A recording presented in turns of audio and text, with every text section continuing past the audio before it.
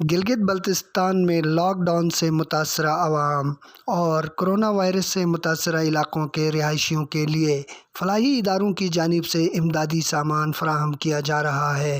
Rupani foundation کی جانب سے گورنر گلگت بلتستان کی درخواست پر ایک ٹرک امدادی سامان آج ان کے نمائندوں کے حوالے کیا گیا۔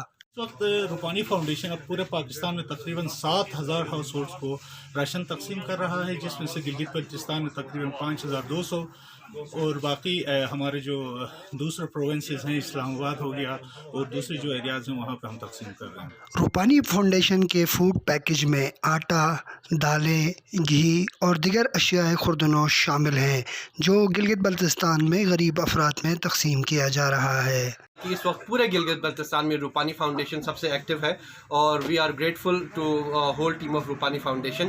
یہ یہاں سے جا کے بلتستان میں جو ڈسٹرکٹ ایڈمنسٹریشن ہے ان کے حوالے ہونے ہیں اور ڈسٹرکٹ ایڈمنسٹریشن صاف شفاف طریقے سے جو ہے نا جی وہ آگے ڈسٹریبیوٹ کرے گی۔